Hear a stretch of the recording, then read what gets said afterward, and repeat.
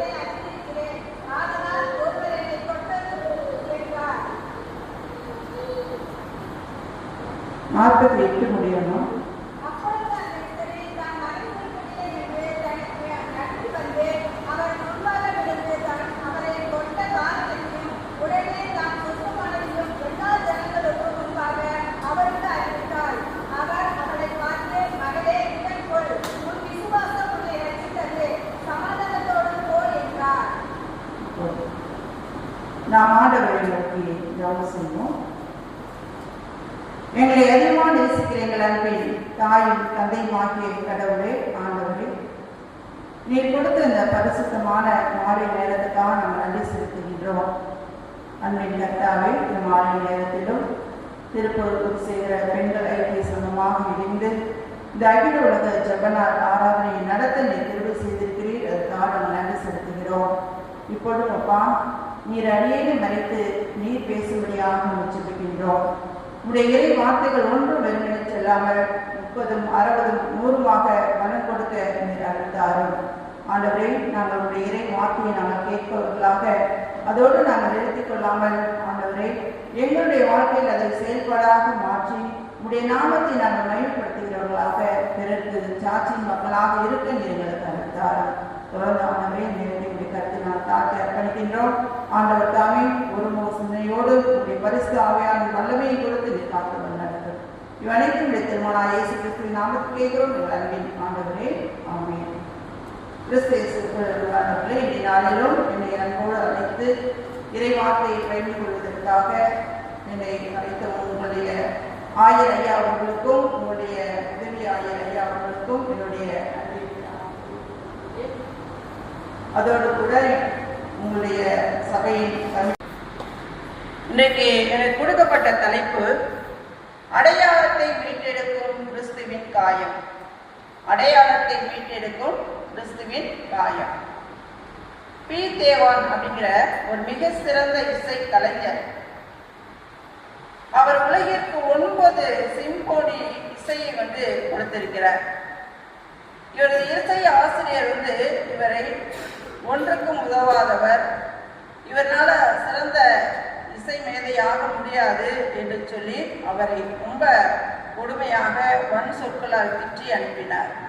ஆனால் அவர்தான் 9 சிம்போனி இசையை உலகுக்கு தந்தார். ஆல்பர்ட் ஆஸ்டின் அறிவியல் மேதை. இவர் 4 வயது வரை அவரால் பேச முடியாது. 9 வயது வரை அவரால் எழுதுவதற்கோ படிப்பதற்கோ தெரியாது. இவருடைய ஆசிரியர் இவர் முட்டாள், மக்கு என்று சொல்லி, இவர் கனவிலேயே எல்லாவற்றையும் செய்து விடுவார் என்று சொல்லி அவரையும் கேவலமாக திட்டினார். அவர்தான் அறிவியல் மேதையானார். அதே போல தாமஸ் ஆல்வா எடிசன் மிக சிறந்த கண்டுபிடிப்பாளர். எதையும் கற்றுக்கொள்ள முடியாது, அடி முட்டாள் என்று சொல்லி அவருடைய பேரண்ட்ஸை அழைத்து தயவு செய்து வீட்டுக்கு அழைச்சிட்டு போங்க அப்படின்னு சொல்லி அவருடைய ஆசிரியர் சொன்னார். அப்ப இப்படியெல்லாம் அநேக மேதைகள், அநேக அறிவியலாளர்கள் குடும்பத்தினராலும் அக்கம் பக்கத்தினராலும் ஆசிரியர்களாலும் ஒன்றுக்கு உதவாதவர்கள் என்று சொல்லி பெயர் வாங்கியவர்கள், புறம்பாக தள்ளப்பட்டவர்கள் இன்றைக்கு அறிவியல் மேதையாகவும் பெரிய சமூகத்துல மிக சிறந்தவர்களாகவும் கண்டுபிடிப்பாளர்களாகவும் இருக்கின்றார்கள். அப்ப இவர்களுடைய வாழ்க்கையை நம்ம பார்க்கிறப்ப புறக்கணிப்புகளை எல்லாம் உள்வாங்கி கொள்ளாமல் புறக்கணிப்புகளை புறம் தள்ளிவிட்டு மாமேதையாக வியந்து நின்றார்கள். புறக்கணிப்புகளை உள்வாங்கி கொள்ளாமல் புறக்கணிப்புகளை எல்லாம் புறம் தள்ளிவிட்டு மாமேதையாக வியந்து நின்றார்கள். இதே போலதான் இன்றைக்கு நான் படிக்க கேட்ட இந்த 12 வருடமாக வேறுபாடுள்ள ஸ்திரீ அப்படின்னு சொல்லி நம்ம திருமறையில நம்ம படிப்போம். அது எந்த அளவுக்கு நம்ம ஆழ்ந்து சிந்தித்திருக்கோம்னு தெரியாது. ஆனால் எல்லாருக்கும் இந்த பகுதி தெரியும். 12 ஆண்டுகள் பெரும்பாலுள்ள ஸ்திரீயும் எப்படிப்பட்டவனா புறம் தள்ளப்பட்டவராக, அந்த புறம் தள்ளுதை உள்வாங்காமல் இருந்ததினால்தான் இன்றைக்கும் நம்முடைய உள்ளங்களில் அவர் மிகவும் பதிந்தவராக, நம்முடைய உள்ளங்களில் மிகவும் ஆழமான செய்தியை சொல்பவராக இன்றைக்கும் இருக்கின்றார்கள். அப்ப அவருடைய சூழ்நிலை குறித்து நம்ம பார்க்கிறப்ப அநேக மக்கள், அதாவது 40வது வசனத்திலே நான் படிக்க சொல்றேன், லூக்கா 8:40 அந்த சூழல், அது முற்பகுதியை படிச்சாதான் நம்ம பிற்பகுதி நமக்கு புரியும். அநேக மக்கள் ஆண்டவரை என்ன செய்யறாங்க, தேடி வராங்க, கப்பர்நகூம் வராங்க. அந்த இடத்துல பார்க்குறப்ப மலையிலிருந்து ஆண்டவராக இயேசு கிறிஸ்து என்ன செய்யறாங்க, தள்ளிவிட ஒரு இடத்துல நினைக்கிறாங்க. ஆண்டவர் விலகி போறாரு. தன் சொந்த மக்களாலே என்ன செய்யப்படுகிறார், புறக்கணிக்கப்படுகிறாரு. புறஜாதி மக்கள்கிட்ட போறாரு, மீண்டுமா தன்னுடைய சொந்த மக்களை தேடி வராரு. நிறைய அற்புதங்கள் அடையாளங்களை கண்ட மக்கள் திரளாக ஆண்டவராக இயேசு கிறிஸ்துட்ட வராங்க. அதே நேரத்துல பல எதிர்ப்புகளையும் தாண்டி அந்த எதிர்ப்புகளின் மத்தியிலும் தன் சொந்த மக்களிடம் வருகிறார். அப்போதுதான் ஒரு பெரும் கூட்ட மக்கள் ஆண்டவராக இயேசு கிறிஸ்துவை சுற்றி நிற்கின்றார்கள். அதுல பார்க்கிறப்ப லூக்கா 8:41 வசனத்துல ஜெப ஆலய தலைவன் யவீருவின் மகள் 12 வயது சாகும் தருவாயில இருக்கிறார். அப்ப அவருடைய தந்தை ஆண்டவருடைய காலில் விழுந்து, ஆண்டவரே என்னுடைய மகளுக்கு சுகம் தாரும் என்று சொல்லி கேட்கின்ற ஒரு நிகழ்வை நாம் பார்க்கின்றோம். அப்ப அவசரத்துல உயிருக்கு போராடி கொண்டு இருக்கின்ற அந்த சூழ்நிலையில யவீரோடு என்ன செய்யறார், ஆண்டவராக இயேசு கிறிஸ்து மிகவும் பரபரப்பாக வேகமாக செல்கிறதை பார்க்கின்றோம். இடையில திரளான கூட்ட ஜனங்கள் அவரை என்ன செய்யறாங்க, 42வது வசனம் பார்த்தீங்கன்னா லூக்கா 8 அவரை நெருக்கி கொண்டு இருந்தார்கள் சொல்லி பார்க்கிறோம். அப்ப அந்த இடத்துல ஒரு இடையூறு நடக்குது. ஒரு உயிருக்கு போராடிட்டு இருக்கின்ற ஒரு மகளை காப்பாற்ற வேண்டும், அதற்காக ஆண்டவராக இயேசு கிறிஸ்து விரைந்து செல்கின்ற அந்த நேரத்துல ஒரு இடையூறு நடக்கிறது. அது என்ன இடையூறுன்னா, இந்த திரளான ஜனங்கள் மத்தியில யாரெல்லாம் இருந்திருப்பாங்க நீங்க பாக்குறீங்க, வியாதிகளவங்க இருந்திருப்பாங்க, பார்வையற்றவங்க, பல்வேறுபட்ட நோய்களோடு போராடுறவங்க, மன உளைச்சல் இருக்கிறவங்க, சமுதாயத்துல சண்டை பல பிரச்சனைகள் இருக்கிறவங்க இருக்கிற அந்த சூழ்நிலையில 12 வருடமா பெரும்பாடு உள்ள ஒரு ஸ்திரீ என்ன செய்யறாங்க, அந்த இடத்துல இடையூறாக வர்றதை நம்ம பார்க்கிறோம். அப்ப இந்த இடத்துல நம்ம பார்க்கிறப்ப ஆண்டவராக இயேசு கிறிஸ்து அந்த யவீருவின் மகளை காப்பாற்ற போறதுக்கு முன்னாடி என்ன செய்யறாரு, 12 ஆண்டுகள் பெரும்பாடு ஸ்திரீயை பார்க்கிறார். முதலாவது தலைப்பாக நோயில் இருந்து மீட்டெடுத்த கிறிஸ்துவின் காயம். நோயில் இருந்து மீட்டெடுத்த கிறிஸ்துவின் காயம். இந்த 12 வருடம் பெரும்பாடு உள்ள பெண்ணை நாம் பார்க்கிறப்ப இந்த பெண் இரத்த போக்கினால் பாதிக்கப்பட்டு உள்ளவர். இவருக்கு உள்ள வியாதி எல்லாருக்கும் உள்ள வியாதி போன்றது அல்ல, ஒரு சாதாரண ஒரு காய்ச்சல் தலைவலி போன்றது அல்ல. எப்போது போல மாதம் ஒரு முறை பெண்கள் சந்திக்கின்ற ஒரு பிரச்சனையும் அல்ல. இன்றைக்கு நம்மளுடைய வாழ்க்கையில அந்த 3-5 நாட்கள் வருகின்ற அந்த நிலையில எவ்வளவு மன உளைச்சலை, நம்ம சரீர பலவீனத்தை, நம்ம சுருண்டு போய் காணப்படுகின்ற ஒரு சூழ்நிலையை நம்ம பார்க்கிறோம். அப்ப இந்த 12 ஆண்டுகள் என்று சொல்லி நான் பார்க்கிறப்ப அது எவ்வளவு ஒரு கஷ்டமான ஒரு சூழ்நிலை இல்லையா? அவருடைய பலன் எல்லாம் தீர்ந்து போயிருக்கு. இன்றைக்கு ஒரு மாதம் நம்ம இந்த பிரச்சனையை சந்திச்சோம்னாவே நம்மளை எங்க கொண்டு அட்மிட் பண்ணியிருப்பாங்க, ஐசியூல தான் அட்மிட் பண்ணியிருப்பாங்க இல்லையா? ஆனா 12 வருடம் என்று சொல்லி பார்க்கிறப்ப அந்த உடல் எவ்வளவு பலவீனமா இருந்திருக்கும், எப்படி அவங்க உயிரோட இருந்திருப்பாங்க. ரொம்ப ஒரு கஷ்டமான ஒரு சூழ்நிலை இல்லையா? எந்த மருத்துவமும் எந்த மருத்துவரும் என்ன செய்யல, குணமாக்க முடியலன்னு சொல்லி நம்முடைய திருமறை சொல்லுது. அப்ப அந்த அளவுக்கு ஒரு கொடுமையான கஷ்டத்தை அவர்கள் அனுபவித்திருக்கார்கள். இந்த மாதிரியான நோய்களை குறித்து ஒரு வரலாற்றிலேயோ ஒரு புராண கதையில கூட நம்ம என்ன செய்யல, கேட்டது இல்லை, அதை படித்தது கிடையாது. அப்ப இந்த பெண்ணிற்கு இருந்த நோய் ஒரு 20 வயதுல ஏற்பட்டு இருந்தா அந்த பெண்ணுக்கு இப்ப எத்தனை வயசா இருக்கும்? 32 வயசா இருக்கும். அதே ஒரு 40 வயசுல ஏற்பட்டு இருந்தா இப்ப வயசு என்ன இருக்கும்? 52 வயசா இருக்கும் இல்லையா? அப்ப இந்த பகுதியை பார்க்குறப்ப யவீருடைய மகள் பிறந்து 12 ஆண்டுகள், 12 வயதுன்னு சொல்றாரு இல்லையா? 12 வயது திரும்பியதான் உயிரோடு அது சுகம் கொடுக்க அழைக்கிறாங்க. அப்ப அந்த மகள் பிறந்ததும் இவர் நோய் வாய்ப்பட்டதும் ஒரே ஆண்டாக இருக்குது. அப்ப அந்த 12 ஆண்டுகள் ஒருவேளை அவருக்கு என்ன இருக்காது, திருமணம் நடந்திருக்காது, உறவுகள் எல்லாரும் என்ன செஞ்சிருப்பாங்க, ஒதுக்கி வச்சிருப்பாங்க. அப்ப ஒரு நீண்ட கால போராட்டம், ஒரு நீண்ட கால வேதனையோடு இந்த மகளை நம்ம பார்க்கிறோம். அப்ப நோய் சுகமாயி மீண்டும் திருப்பி பாதிக்கப்பட்டு அப்புறம் கொஞ்ச நாள் நல்லா இருந்து அப்படி இருந்தா கூட என்ன தெரியாது இல்லையா? சரி, ஒரு மாசம் நம்ம நல்லா இருந்தோம், இல்ல ஒரு வாரம் நல்லா இருந்தோம் அப்படின்னு இருக்கும். ஆனால் இந்த மகளுக்கு ஏற்பட்டது விட்டு விட்டு வந்த நோய் அல்ல, தொடர்ந்து நடைபெறுகின்ற ஒரு நோயாக இருக்கிறது. லூக்கா 8ஆம் அதிகாரம் 43வது வசனத்தை படியுங்கள்.